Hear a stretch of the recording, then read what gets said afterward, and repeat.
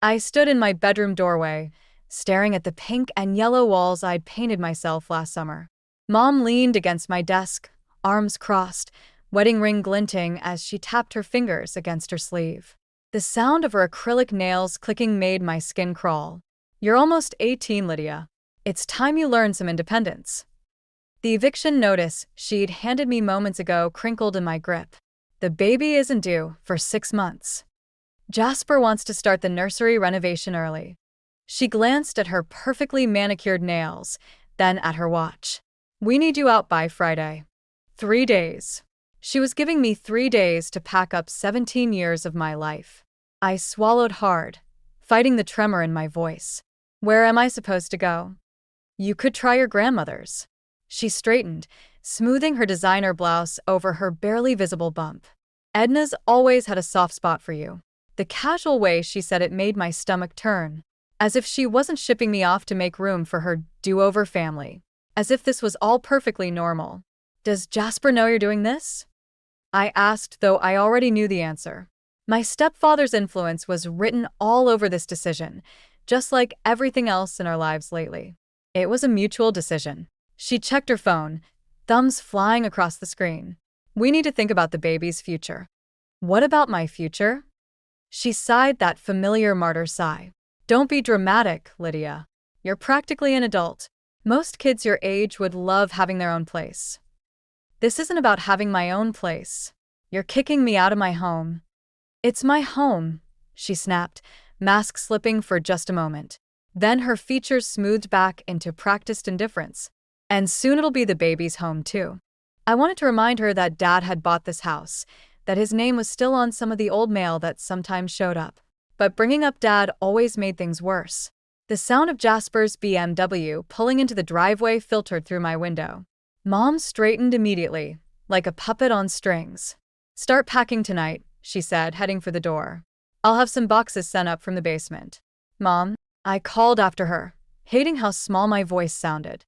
She paused but didn't turn around. "Did you ever actually want me?"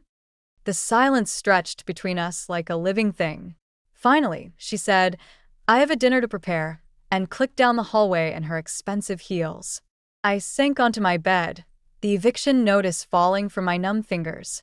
On my nightstand, a photo of 7-year-old me smiled gap-toothed at the camera, Dad's arms wrapped around me, as we sat on our old porch swing.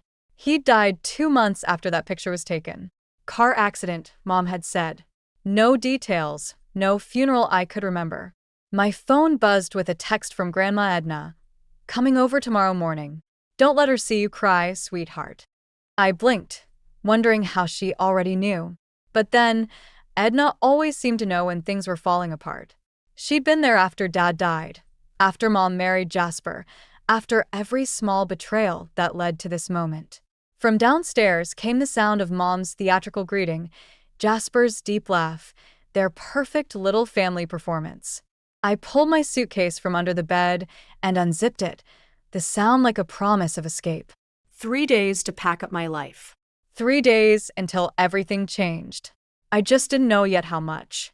Grandma Edna's spare bedroom smelled like lavender and old books. I'd been here 3 days, and already the familiar scent felt more like home than my old room ever had. Outside, rain tapped against the window, a gentler sound than Mom's acrylic nails had ever made. "There's something you should see," Edna said from the doorway, holding a worn shoebox. Her silver hair caught the afternoon light, making her look almost ethereal. "I've been waiting for the right moment." I set down the novel I'd been pretending to read. "More family photos?" "Letters." She placed the box on my bed, her hands lingering on the lid. "From your father's parents." My heart stuttered. "Calvin and Maeve?" "But Mom said they never tried to contact us." "Your mother says a lot of things, dear." Edna's voice carried an edge I'd never heard before. She opened the box, revealing dozens of envelopes, all addressed to me. My hands shook as I picked up the first letter. The postmark was from 10 years ago. She kept these from me? Moira has her reasons for everything. Edna sat beside me, the bed creaking softly, though they're rarely good ones. I pulled out the letter, unfolding crisp paper that smelled like time and secrets. The handwriting was elegant, careful. Dearest Lydia, we hope this letter finds you well. Your grandfather Calvin, and I miss you terribly. The house feels empty without your laughter echoing through it. They wanted to see me? My voice cracked.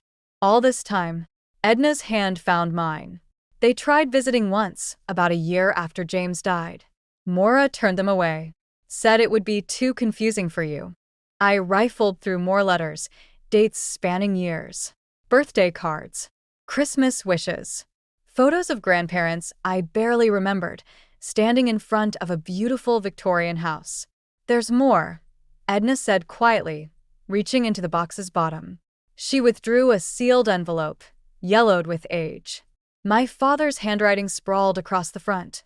For Lydia, when she's ready. The room suddenly felt too small, too warm. When did he write this?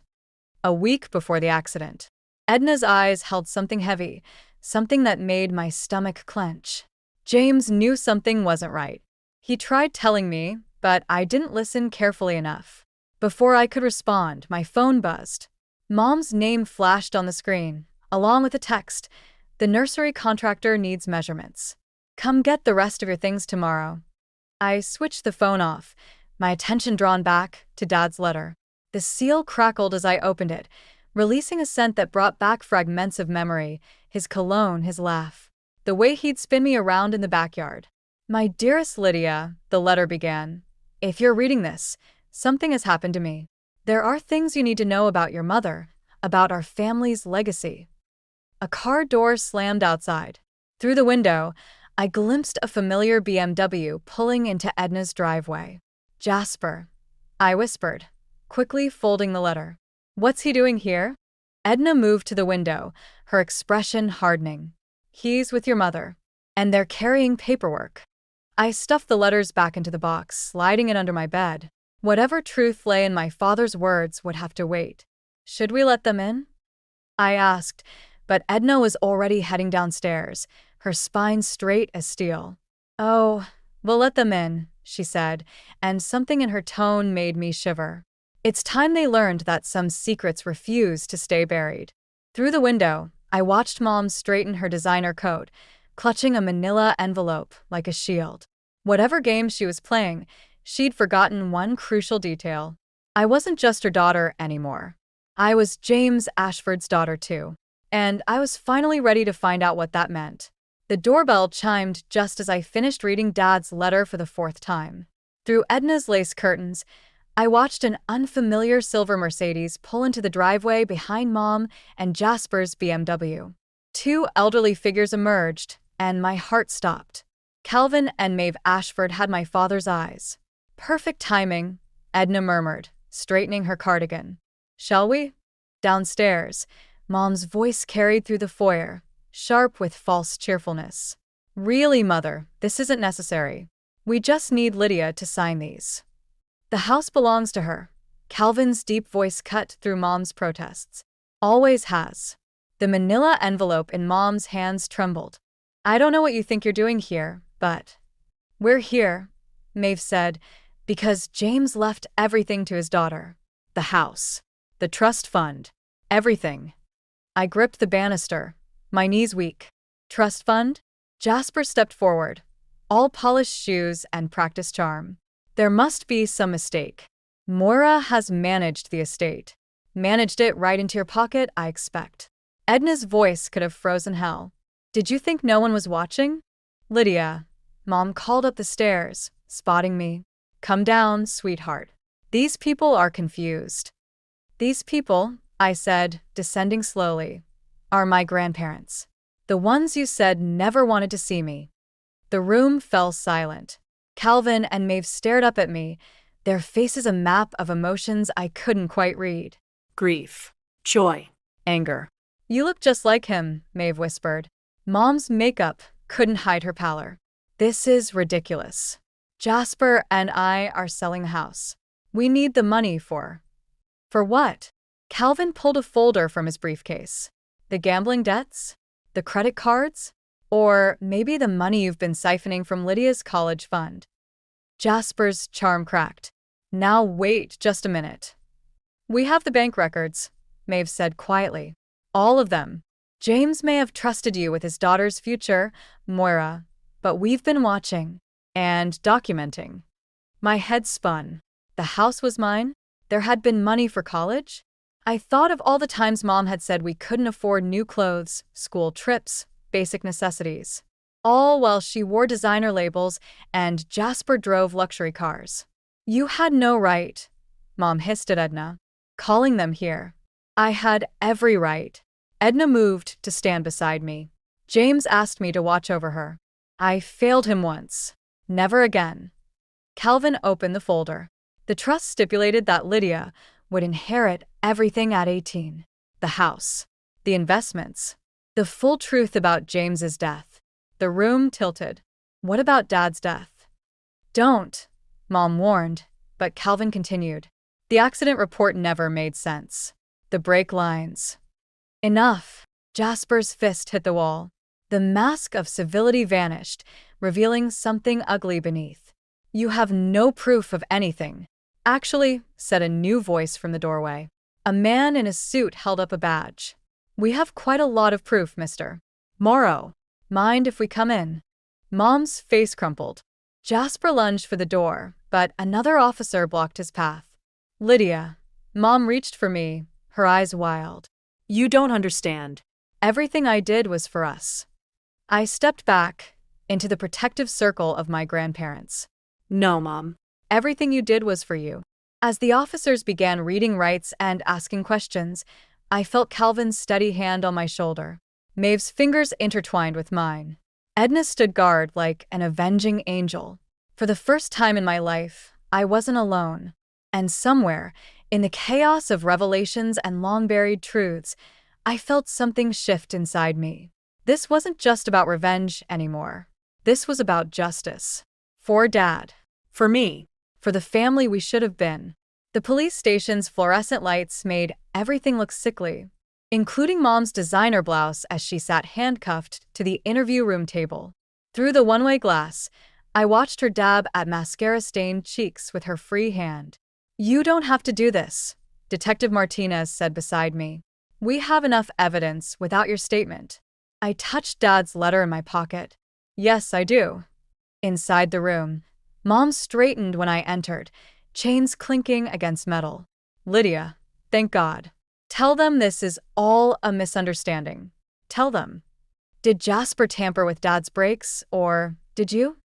The question hung between us like a loaded gun. Mom's perfectly manicured fingers trembled against the table. Is that what they told you? Her voice cracked. Calvin and Maeve never understood our situation.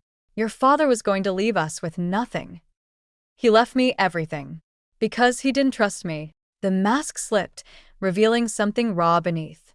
I was 21 when I had you. He controlled every penny, every decision. Then he started asking questions about the missing money. What missing money? She pressed her lips together, a gesture I'd seen 1,000 times before bad news. Jasper helped me understand how to be independent. He showed me how to access accounts, move things around. Before or after Dad died? The fluorescent lights hummed.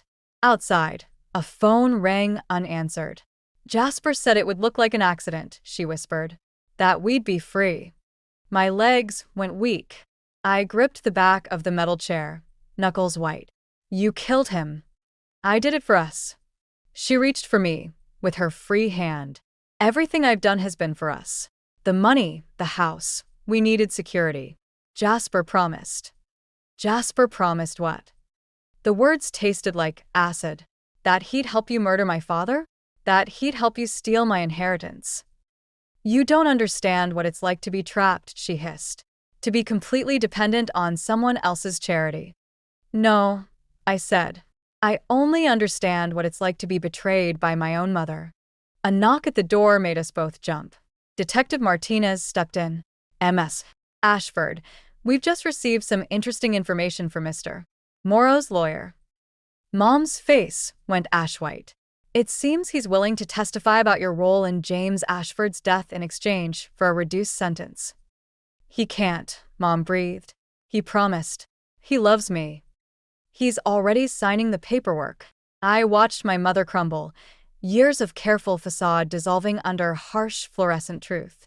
She looked smaller somehow, younger, like the girl she must have been when she married Dad. "Lydia," she pleaded, "I'm still your mother." I pulled Dad's letter from my pocket and placed it on the table. No. "You're the woman who killed my father." Walking out of that room was the hardest thing I'd ever done. Not because I wanted to stay, but because every step felt like leaving behind the last shred of childhood innocence I had left. Edna waited in the hallway, Calvin and Maeve beside her. Their presence formed a protective wall between me and the wreckage of my old life. "What happens now?" I asked no one in particular. "Now," Calvin said, his voice gentle, "you let yourself heal. The rest will follow." Through the station windows, I could see Jasper being led into another interview room, his expensive suit wrinkled, his confidence finally shattered.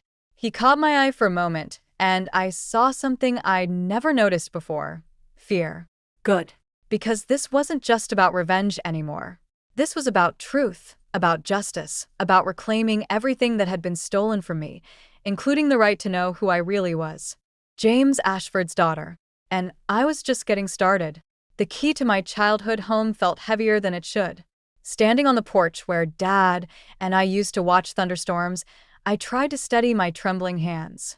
"We can come back another day," Maeve said softly behind me. No. I inserted the key. "I need to know everything." The house smelled different, designer candles masking neglect.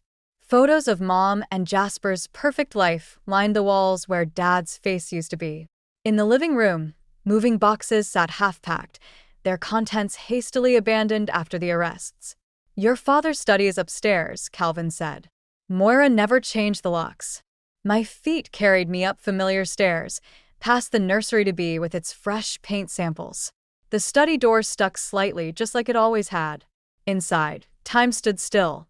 Dad's leather chair, his books, even his coffee mug, all preserved like a museum to what we'd lost. "They never touched this room," I whispered. "Too many secrets," Calvin replied, running his finger along a dusty shelf. "James kept everything here." I moved to Dad's desk, touching the worn leather blotter. The drawers were locked, but I remembered where he kept the key, taped under the third shelf of the nearest bookcase. Behind his collection of mystery novels, the bottom drawer opened with a groan. Inside, beneath tax papers and old receipts, lay a leather-bound journal I'd never seen before. "What's that?" Maeve stepped closer. The first entry was dated 3 months before Dad died. "Moira's been moving money again. Larger amounts this time." When I confronted her, she blamed stress over the baby. "But I saw her with him today." The financial advisor. "Something isn't right." My hands shook as I flipped through pages, each entry more desperate than the last. Dad had known. He'd been gathering evidence, planning to confront them. The final entry stopped mid-sentence. A creak in the hallway made us all turn. Edna stood in the doorway, holding a manila envelope. "The police found this in Jasper's office safe. You need to see it." Inside were photos, dozens of them. Mom and Jasper together, dating back months before Dad's death. Bank statements showing transferred funds. And a handwritten note in Mom's elegant script discussing brake lines and insurance policies. "There's more," Edna said quietly. "The baby, it's not Jasper's." The room spun. What? "The police found prenatal records. She's been seeing someone else. Another mark, they think. Someone else she and Jasper were planning to." I didn't hear the rest. Blood roared in my ears as pieces clicked into place. Mom's sudden pregnancy, the rushed eviction, the desperate grab for my inheritance. They'd been planning to do it again. "Lydia?" Maeve touched my arm. I shrugged her off, moving to the window. Outside, spring flowers Dad had planted bloomed in neat rows, oblivious to the rot beneath the surface. "I want to see her," I said. The police advised against. "I need to know why." My reflection in the window looked older, harder. "I need to hear her say it. She'll try to manipulate you," Calvin warned. "Like she always has." "I know." I clutched Dad's journal to my chest. "But this time I have the truth." Behind me, my grandparents exchanged worried looks. Edna stepped forward, determination in her stance. "Then we do this right," she said. "We show her exactly who you've become. Not just James's daughter, but your own person. Someone stronger than her lies." The journal's leather was warm against my heart, like Dad's embrace used to be. In my mind, I could almost hear his voice. "The truth always comes out, Lydia Bug. Always." Tomorrow, I would face my mother one last time. Not for revenge anymore, but for something more important. Justice. For Dad. For the life she stole. For the person I was meant to be. And this time, I wouldn't be the one breaking. The prison visiting room smelled like industrial cleaner and despair. Mom sat across from me in her orange jumpsuit, hands folded neatly, as if we were having tea in our living room. The bruise-like circles under her eyes were the only crack in her perfect mask. "I hear congratulations are in order," she said, gesturing to the manila envelope I'd brought. "You've inherited quite a fortune. Did you know Dad suspected you?" I placed his journal on the table between us. He wrote everything down. Her fingers twitched. James was paranoid near the end, imagining conspiracies. "Like you and Jasper planning his murder?" A guard shifted nearby, watching us carefully. Mom's mask slipped for just a moment, revealing something dark underneath. "Jasper's lying to save himself," she said. "You can't believe." I found the prenatal records. The words felt like glass in my throat. "The baby isn't his, is it? Just another mark, another target." She leaned forward, voice dropping. "Everything I did was for us. To secure our future. James would have left us with nothing. He left me everything." I pushed Dad's journal closer. "The house. The trust fund. Everything you and Jasper stole." "We borrowed," she corrected. "Temporarily. Once the new plan worked out." "The new plan?" My laugh sounded hollow. "You mean your new victim? The baby's father?"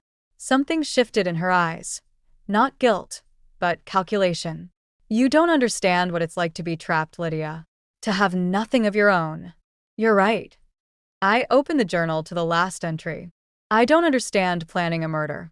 Or stealing from your own child. Or. I protected you." Her voice cracked like a whip. "Everything I did was to make us stronger. James would have turned you against me, just like he turned his parents. By telling them the truth." "The truth." She laughed, bitter and sharp. "The truth is I was 21 and desperate when I met your father.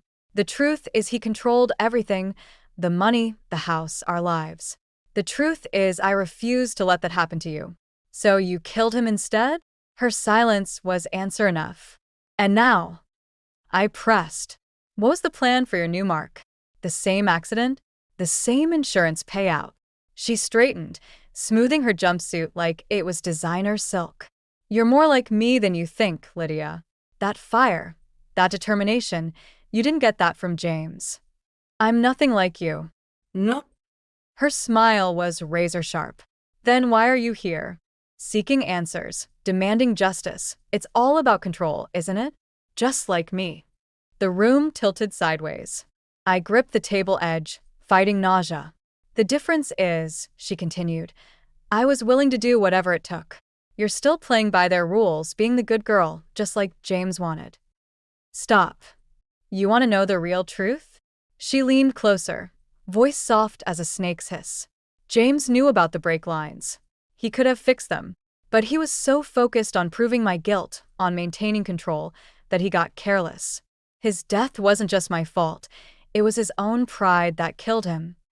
The guard stepped forward. "Time's up." I stood on shaking legs, gathering Dad's journal. Mom caught my wrist, her grip surprisingly strong. "You can hate me all you want," she said. "But remember, you're my daughter too. That darkness you're feeling? That need for revenge? That's my gift to you." I yanked free, nearly running from the room. Outside, Edna waited in the parking lot, but I couldn't face her. Not yet. Not with Mom's words echoing in my head. Not with this poison in my veins. Because the worst part wasn't that she'd killed Dad, or stolen my inheritance, or planned to do it all again. The worst part was that deep down, in places I didn't want to examine, I understood exactly how she'd done it. And that terrified me more than anything else. The attic in Edna's house had always been my refuge.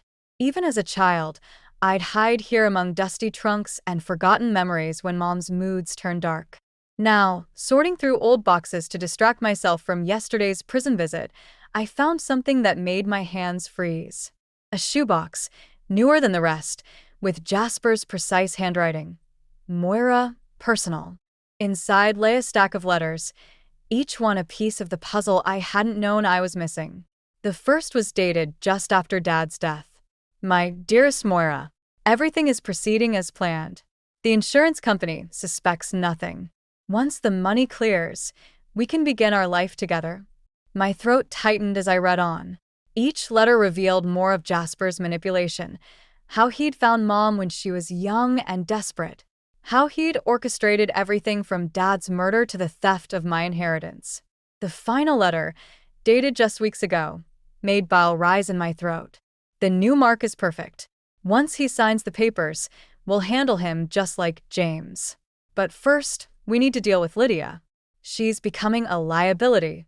I thought I might find you here. I whirled around. Edna stood in the attic doorway, holding a familiar manila envelope. There's something you need to see, she said, joining me on the dusty floor. The police found this in Jasper's office safe this morning. Inside were photos, dozens of them. Not just of Mom and Jasper, but other women, other marks, other victims. He's done this before, I whispered. 3 times. Edna's voice was steel. Your mother was his 4th target, but she was different. She had you. And that made her useful. The pieces clicked into place. A grieving widow with a young daughter would look more sympathetic to insurance companies. Jasper's facing multiple murder charges now. Edna touched my hand. Moira, she's agreed to testify against him. I stared at the letters, at the evidence of years of manipulation. She still killed Dad. Yes. Edna's grip tightened. But maybe understanding why doesn't have to destroy you. My phone buzzed, a text from Detective Martinez. Morrow talking. Claims Moira was coerced. Want to hear his confession? I stood, letters clutched to my chest. I need to see him. Lydia. Not for revenge. The word tasted different now, less like justice and more like poison. For answers. An hour later, I sat across from Jasper in the interrogation room. His expensive suit was gone, replaced by prison orange that made him look smaller, older. Come to gloat. His smile was still sharp, but the edges were fraying. I placed the letters on the table. Come to understand. He glanced at the letters, then back at me. Found my insurance policy, did you? Found your confession. I met his gaze steadily. You used her, like all the others. She was willing to be used. His mask slipped, just for a moment. Your mother wanted power, control. I simply showed her how to take it. By killing innocent people? By eliminating obstacles. He leaned forward. Just like you've been doing. We're not so different. The difference, I cut him off, is that I choose who I want to be. Mom didn't have that choice with you, but she does now. Understanding dawned in his eyes as I stood. The testimony. Goodbye, Jasper. I walked to the door, then paused. Oh, and those letters? Copies are already with the DA. Your insurance policy just became hers. His mask shattered completely, revealing the desperate man beneath. But I didn't stay to watch. I had somewhere else to be. Mom was waiting in her own interrogation room, ready to tell the truth at last. And I was ready to listen, not for revenge, but for healing. For both of us. The morning sun streamed through Dad's study windows, casting long shadows across boxes labeled donations and keep. 6 months had passed since the trials, since Mom's reduced sentence and Jasper's life imprisonment. Now, standing in my childhood home, my home, I finally felt ready to sort through the remnants of our fractured past. Found something you might want to see, Calvin said from the doorway, holding a leather-bound book I'd never seen before. It was behind your father's desk. Must have fallen years ago. The book's spine cracked as I opened it, releasing the scent of Dad's cologne. Inside, his familiar handwriting filled the pages, not financial records or evidence, but stories. Stories about me. My Lydia bug took her first steps today. I read aloud, throat tight, right across my office, straight into my arms. Moira says I'm spoiling her, but how can I not? She's the best of both of us. James wrote in that journal every day, Maeve said, joining us. He wanted you to have a record of how much you were loved. A knock echoed through the house. Through the window, I saw Mom standing on the porch, looking smaller in her prison-issued clothes, her baby bump now visible. Our weekly supervised visits had become a careful dance of truth and reconciliation. I'll get it, Edna said, already heading downstairs. I tucked the journal under my arm and followed. Mom stood in the foyer, hands clasped, eyes taking in the changes I'd made to the house. New paint, old family photos restored to their places. Dad's presence honored rather than erased. The roses are blooming, she said softly. James would have loved that. I used his gardening notes. I gestured to the backyard. Found them in his study. She nodded, then reached into her pocket. I have something for you. From before. It was a photograph, creased and worn. Mom and Dad on their wedding day, both laughing at something off camera. They looked so young, so unburdened. We were happy once, she said, before fear and greed poisoned everything. Before I let Jasper convince me that happiness meant having control. Mom, let me finish. She straightened, echoing her old confidence, but without the manipulation behind it. I'll never forgive myself for what I did to your father. But I'm learning to be someone worthy of having a daughter like you. I studied the photograph, seeing us all clearly for the first time. Dad's dreams for my future, Mom's desperate choices, my own journey through anger and understanding. I'm keeping the house, I said, and starting college in the fall.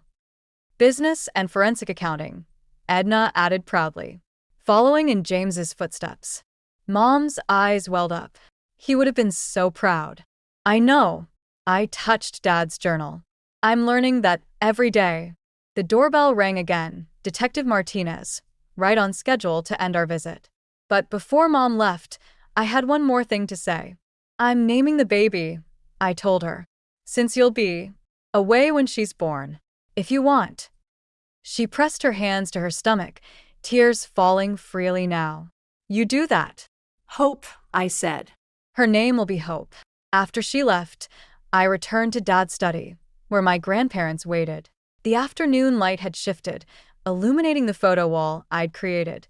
Dad and me on the porch swing, Calvin and Maeve at my graduation, Edna teaching me to bake, and now this wedding photo, a reminder of how love and darkness could exist in the same heart. I opened Dad's journal to its final pages, expecting another end. Instead, I found a beginning. My dearest Lydia, whatever happens, remember this. Your heart is your own.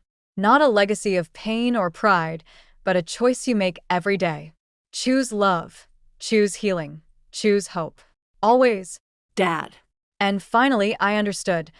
This wasn't just a story about revenge or justice. It was about choosing who we become, one truth at a time.